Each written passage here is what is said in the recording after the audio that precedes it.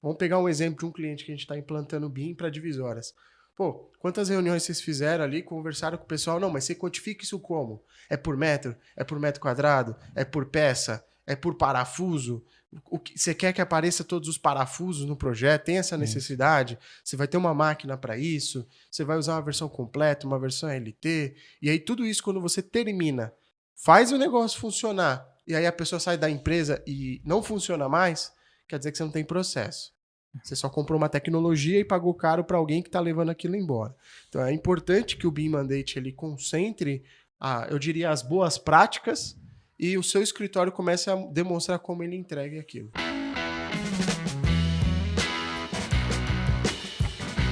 Fala aí, arquiteto Júlio na área. Fala, engenheiro Jonas na área. E começamos mais um RC Tech. Aquele podcast de tecnologia na arquitetura, engenharia e construção. Então bora lá, Jonas. Jonas, hoje a gente está num cenário diferente. Sim. E hoje nós vamos bater um papo sobre um documento que eu diria que é uma grande discussão, né? Sim. Que seria o BIM Mandate. É isso aí, pessoal. A gente vai falar hoje um pouco do BIM Mandate. O pessoal tem muita dúvida, são muitos documentos, muitos nomes. O que é PEB, o que é BIM Mandate, qual a diferença entre os dois. E então a gente vai falar hoje um pouco da importância desse documento para uma empresa na prestação de serviço, na contratação de serviço de BIM, né? Beleza. E aí a gente começa primeiro, né, explicando para ele, Jonas, o que é um BIM Mandate. Se a gente for traduzir de uma maneira literal, BIM Mandate significaria manual de BIM. E muitas pessoas confundem o BIM Mandate, o manual de BIM, com, por exemplo, um modelo de contrato ou, por exemplo, um plano de execução BIM ou um plano de implementação BIM, né?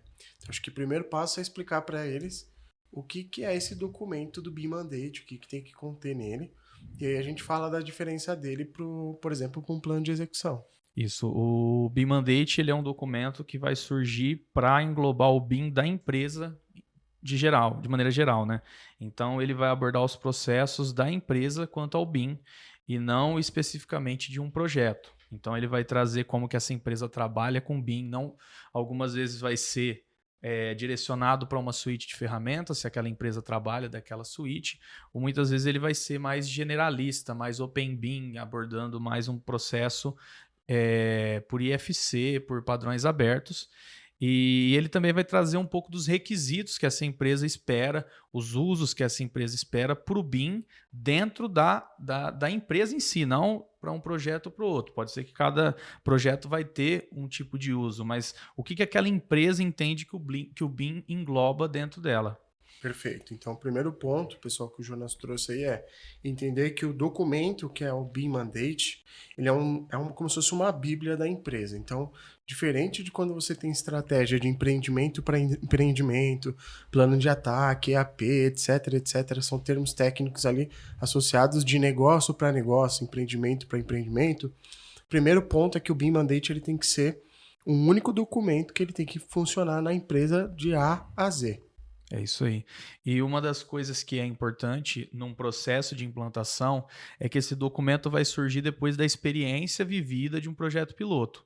Porque uma empresa ela pode até trazer um padrão ali para iniciar, mas geralmente você vai fazer uma implantação orientada e no projeto piloto que vai ser validado os documentos que foram desenvolvidos durante essa implantação, um PEB de um projeto piloto ali para iniciar uma experimentação e daquilo as boas práticas vão ser alimentadas nesse BIM Mandate. Pô, tudo isso daqui deu certo no nosso projeto piloto, então isso daqui a gente já entende que está validado para o nosso processo de BIM, de maneira geral, para a empresa.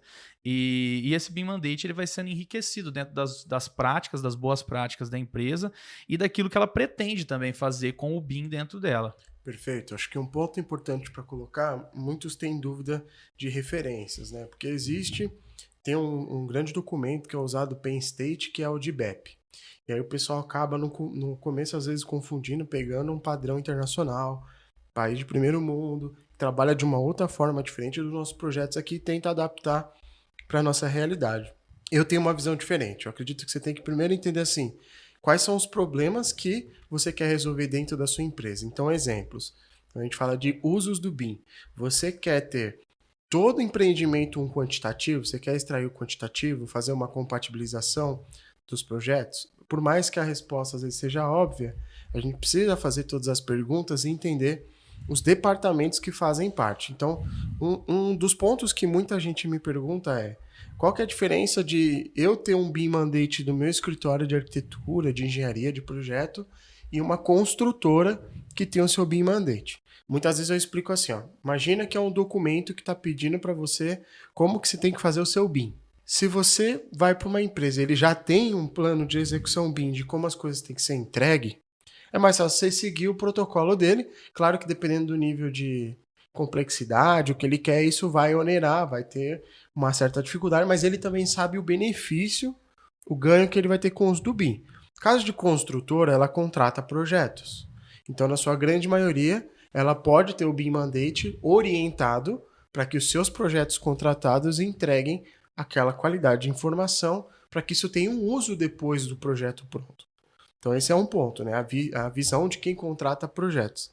E a gente tem a visão de quem desenvolve projetos. Então eu chego para o escritório de arquitetura e engenharia e falo assim, Jonas, cara, Júlio, mas eu não tenho nenhum documento, o cliente meu não sabe o que é BIM. Tá, então aí é uma oportunidade de você criar um plano de execução, um BIM Mandate do seu escritório, e aí desse BIM Mandate você vai passar para ele, olha como o meu escritório X Arquitetos aqui trabalha em BIM, como eu te entrego o meu BIM, né? Então acho que tem essas duas vertentes. A primeira é de como eu posso vender o meu BIM e a segunda é de como está sendo comprado um BIM. Não, e também entra na importância da padronização dentro da empresa, né? Porque você é um escritório, às vezes, que desenvolve projetos, você fala, eu não precisaria desse BIM Mandate, mas eu já tenho um pessoal aqui que sabe Revit. Só que aí na hora que você for contratar, e aí esse pessoal participou de uma implantação, e na hora que você vai contratar uma nova pessoa que também já domina a ferramenta, ela vai chegar com a forma dela desenvolver. E a gente sabe que um projeto desenvolvido em BIM, ele tem que seguir um processo, um padrão. E então o manual também ele vai ser a diretriz de como aquela empresa trabalha. Quais são os parâmetros que eu trabalho, se a gente for entrar, se aprofundar nisso, como que é a organização dos meus modelos BIM, como que eu desenvolvo, né? Como eu mapeio a informação. Então o BIM Mandate ele vai trazer, seja para uma construtora que vai só subcontratar, que ela vai falar, aqui está a forma que eu preciso do modelo para os meus usos. Agora pode ser que eu sou escritório só de projetos, mas aqui está a forma como eu desenvolvo meus modelos para os meus usos, para a minha documentação completa, para a minha documentação dentro do meu estilo gráfico, da minha organização de pranchas, da minha organização de tabelas. Então o BIM Mandate ele é a forma como o meu escritório, como a minha construtora, como a minha incorporadora desenvolve projetos. Aonde que ficam as informações? Qual que é a organização dos meus modelos? E aí o que o Jonas disse é assim, vamos supor que você está escutando esse podcast, quero montar o BIM Mandate da minha empresa, Jonas. Por onde que eu devo começar, né? Você vai ter que entender todos os envolvidos no processo, o que são os usos que eu tenho do meu modelo, do meu BIM, né? O que eu faço com os meus modelos BIM. E aí, dentro disso, eu tenho que entender como que eu vou organizar essas informações. E aí eu vou começar a definir, sejam os usos, sejam os padrões gráficos, sejam os documentos que eu utilizo no meu template, como que eu organizo a informação e quais são os requisitos de informação que eu costumo incluir dentro dos meus modelos. Então, você precisa passar por todos os departamentos ali. Se eu sou uma construtora, eu preciso entender até onde vai o BIM da minha empresa. Então, todo mundo que está envolvido com o BIM, que tem uma necessidade, precisa ser ouvido. Como que ele precisa da informação? Qual que é os inputs e os outputs daquele departamento? E tudo isso ser organizado dentro do BIM Mandate. Lógico que quando você pensa numa empresa maior, você vai, aonde que eu vou começar? Você vai começando aos poucos, você não vai tentar resolver todas as dores, mas você vai aos poucos trazendo as necessidades de cada departamento para enriquecer esse documento. Eu diria assim, para passar um caminho para a galera, né? Acho que o primeiro ponto é, eu trabalho com projetos, vamos separar. Você faz projeto de arquitetura ou de engenharia, você entrega um projeto. Tá, primeiro passo que você vai fazer dentro do escritório você vai pegar uma capa, colocar BIM Mandate, escritório X Arquitetos ou engenheiros associados. Legal. Segundo passo, o que o meu BIM ele vai ser capaz de entregar? Eu quero entregar projeto autoral, quero entregar compatibilização e quero entregar um quantitativo. Mira em 3 coisas, não precisa ser muito mais que isso. Eu quero fazer com inteligência artificial. Deixa isso para um segundo momento. Foca o que você tem capacidade de hoje. Depois disso, você vai descrever o como que você entrega esses projetos. Então, um exemplo que o Jonas falou. Você usa Revit, você usa ArchiCAD, você usa SketchUp, você usa TQS, você usa AutoQI. O que você usa? Você vai listar. Eu uso tal programa.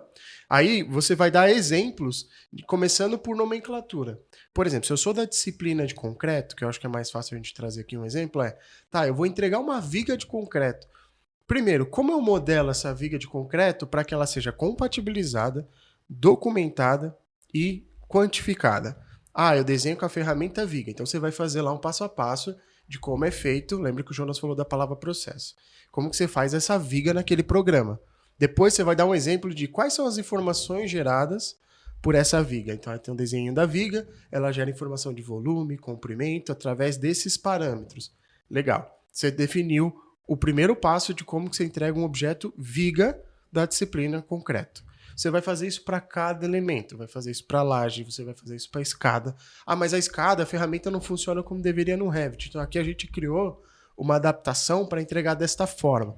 Lista. Ele é um documento que ele tem que falar de passo a passo como que você faz aquele BIM. No final, esse documento não precisa ser um documento de 200 páginas. É um documento que conta a história do seu escritório, como você entrega aquilo. É para que nem o Jonas falou. Amanhã eu contratei qualquer um que tenha Revit no mercado. Cara, o cara tem vícios, o cara tem práticas que ele aprendeu no YouTube, ele fez curso. Mas quando ele entra no escritório, ele tem que falar, você vai falar, segue o meu mandate, é desta forma que eu trabalho. É assim que os projetistas deveriam trabalhar. Legal. É importante até porque a gente sabe que, de maneira geral, as ferramentas são utilizadas de uma maneira ordenada. Mas a gente sabe que muitos usos específicos começam a trazer algumas dúvidas. Como que eu faço uma soleira? Como que eu faço uma pedra? Como que eu faço itens que não são convencionais ou que são modelados de maneira diferente naquele departamento? A gente faz projeto de divisórias e eu preciso de quantificar a montagem dessas divisórias. Você vai ter que ter um processo guiado. Não vai ser qualquer um que vai chegar na empresa e já vai modelar extraindo os quantitativos da maneira correta para o seu uso específico. Então, o BIM Mandate, ele é a diretriz de como se trabalha com o BIM ali. E aí, é nisso que ele se diferencia do PEB, porque o PEB ele não vai estar falando de como eu modelo cada item.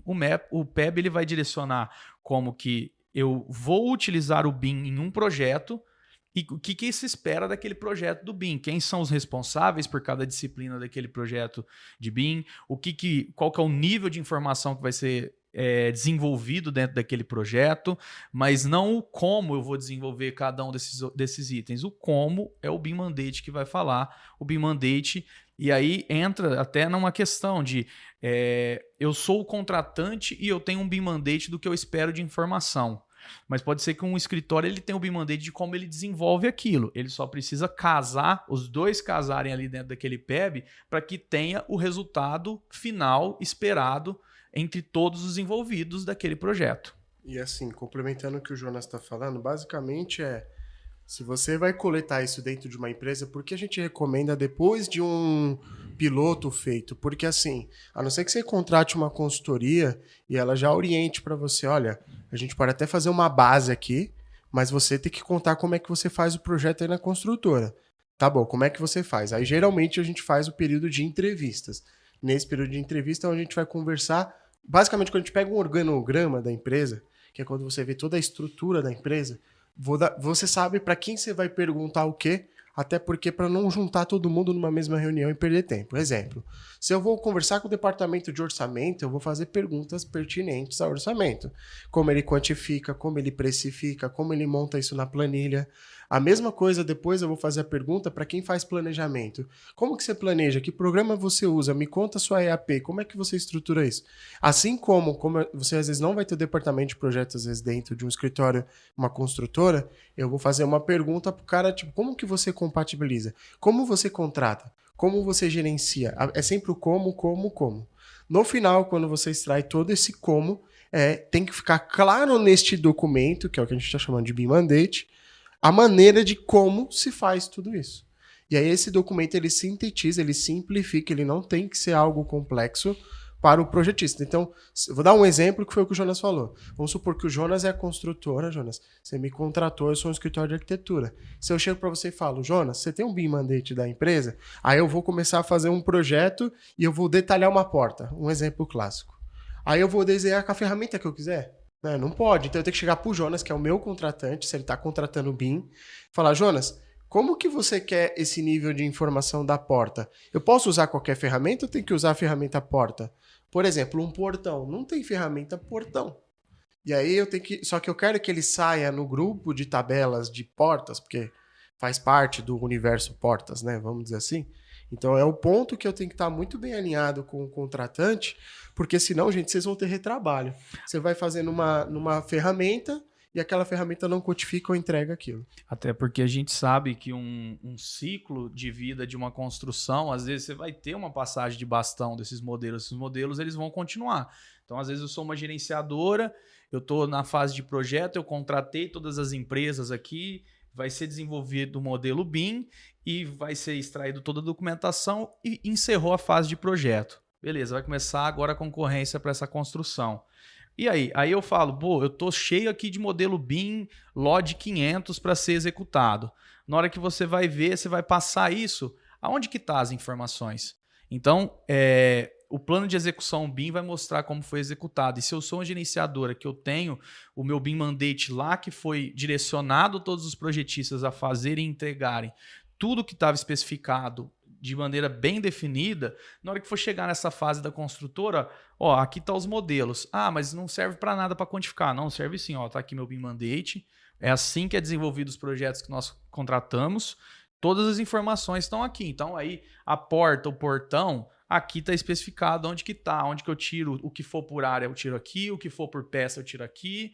Então é por isso que é importante. Senão o BIM ele nunca vai ser usado da forma como deveria se eu não tenho diretrizes claras de como vai ser feito cada coisa. Porque tudo pode ser feito. Ah, mas isso daqui não dá para fazer no Revit. Ah, isso daqui não dá para fazer no ArchiCAD. Dá. Só que precisa ser feito de uma maneira organizada para que todo mundo saiba onde está a informação. Acho que o exemplo que você deu é ótimo, aquele da pedra, né? Porque você não tem uma categoria de pedra. Uhum. O pessoal bota naquela Casor, que é o componente de gabinete, sendo que você começa a ter subcategorias. O Revit, depois das últimas atualizações, você vê lá aqui, quais são as novidades que ele coloca? O surgimento de novas categorias. Porque até então ficava tudo muito simplificado, né? No ArchiCAD já é um pouco diferente. No ArchiCAD você até consegue criar suas classificações. Só que como é que você diz para o mundo como aquilo é chamado se não tem uma classificação correta ou apropriada? Então o pessoal acaba usando mais o senso comum, né? Então, quando não tem senso comum nesse sentido, quando a gente fala de privado, por exemplo, que está contratando e já tem diretamente o que ele quer, é muito importante esse documento justamente para que você... o combinado não sai caro, né? Porque assim, muitas vezes a gente vai entrar num processo que o cliente quer BIM, quer um monte de coisa e ele não sabe o que é isso. E assim, não é papel dele saber. O nosso papel é resolver o problema do cliente. Então a gente tem que entender assim, tá, cliente, como que você quer chamar isso? Aqui eu chamo como? Você chama porta, de POR, de P, como é que você chama? Então nosso papel, por exemplo, como consultor é ir filtrando as formas como eles chamam aquilo e documentar basicamente aquilo. Claro, associando de uma forma que a ferramenta tenha capacidade de entregar, né, aquilo que foi comprado. E aí eu acho que a maior dificuldade de todo escritório, né, é quando os caras não fazem ideia. Vamos pegar um exemplo de um cliente que a gente está implantando BIM para divisórias. Pô, quantas reuniões vocês fizeram ali, conversaram com o pessoal? Não, mas você quantifica isso como? É por metro? É por metro quadrado? É por peça? É por parafuso? Você quer que apareça todos os parafusos no projeto? Tem essa necessidade? Você vai ter uma máquina para isso? Você vai usar uma versão completa, uma versão LT? E aí tudo isso, quando você termina, faz o negócio funcionar, e aí a pessoa sai da empresa e não funciona mais, quer dizer que você não tem processo. Você só comprou uma tecnologia e pagou caro para alguém que está levando aquilo embora. Então é importante que o BIM Mandate ele concentre, eu diria, as boas práticas e o seu escritório comece a demonstrar como ele entrega aquilo. Isso até porque a gente sabe que dentro dos inúmeros usos você vai aumentando a complexidade dos objetos que você está usando ali, né? Quanto mais informação eu estou precisando extrair. Por isso que geralmente em projetos de construção civil você utiliza um modelo para que seja a fonte da informação de quantitativos, a fonte de depois linkar essas informações de quantidades com suas composições de custos. E aí a gente tem desde formas externas quanto integrações com o modelo BIM para se fazer essas composições. Ou eu tenho usos específicos como esse, de empresas de divisórias ou empresas de fabricação de partes mais específicas da construção, em que você consegue enriquecer a famílias, os objetos BIM, a um nível de extrair a quantidade de cada insumo que vai ser utilizado nessa construção. Só que tudo isso demanda também de um esforço e de uma organização para que as informações sejam extraídas da forma correta. Pô, se amanhã a empresa tem um novo painel que é parafusado de uma maneira diferente, precisa de seguir todo esse padrão para incluir a parametria necessária para que ele funcione junto com tudo que já estava sendo desenvolvido. Então, por isso que volta a questão do BIM Mandate. É o padrão, é como eu faço isso na minha empresa. Então, é muito importante que, independente da ferramenta que eu estou utilizando, independente do tipo de software, é saber padronizar o que são as minhas entradas, o que são as minhas saídas, como que é feito o processo ali e documentar isso da maneira correta, para que todo mundo consiga depois replicar ou melhorar ou controlar até a qualidade do que está sendo desenvolvido de acordo com essas diretrizes. E por mais, pessoal, assim, uma coisa acrescentando que o Jonas está falando é assim, imagina que o universo perfeito seria, olha, tem um padrão de se fazer BIM, um jeito. Imagina se aprendesse na faculdade e falasse, ó, é assim que se modela, é assim que se entrega nesses softwares. Legal. Aí você vai para o mercado e começa a entregar um modelo. A gente já não discute mais desenho, a gente fica discutindo informação. Aí quando você recebe esse modelo, a pergunta é, como eu audito esse modelo? Porque assim, como que eu valido e falo que isso aqui é uma caneca? Como eu valido isso aqui é o objeto com a informação que você colocou e eu já sei que está mapeada aquela informação? A gente economiza muito tempo, porque o maior problema que se tem no mercado, enquanto não tiver bons BIM mandates ou bons processos estabelecidos, você ainda vai ter a prática de modelos ruins. Então, eu acredito que muita gente saiba fazer modelo. Acho que a maior dificuldade do pessoal é entender como atender a necessidade do cliente e que aquilo esteja como forma de modelo. Acho que essa é a maior dificuldade que a gente tem, né? Porque, por exemplo, você vai entregar um modelo e fala, tá, para que você quer esse modelo? Você quer um modelo hiper mega modelado 3D? Ou você quer a informação? O que você quer com isso? Aí o cliente fala, não, no final eu só quero entregar porque estão me obrigando a entregar o 3D do projeto. Então, não é BIM que a pessoa quer, né? Então, quando você mapeia e tem tudo isso pronto, que nem o Jonas falou, fica fácil até para programas depois de auditoria, como um Solibre da vida, esses outros programas. Porque a gente pode criar todas as checagens de informação e eu falo para ele, ó, se não estiver esse valor, você me detecta e me traz essa informação. O problema é que se o cara chama porta de POR, e o outro chama porta de PM, e o outro chama porta de P, não, aí isso não funciona. É porque é nisso que a gente está batendo na tecla de que não adianta só eu saber a ferramenta, né? Eu preciso ter um processo interno, porque pode ser que eu peguei metade de um prédio e eu utilizei as minhas portas com a minha nomenclatura e eu criei um parâmetro chamado dobradiça, coloquei numas portas 3, nas outras 2. O Júlio foi lá e fez com outro nome de porta e ele colocou numa família aninhada dobradiça para ela ser quantificada numa tabela separada. No final, vai ser um modelo que contém a informação cada hora de um jeito, que o cara que for fazer as quantidades, ele vai falar, pô, desse lado tá os nomes de um jeito, desse lado tá os nomes do outro e a informação em outro parâmetro.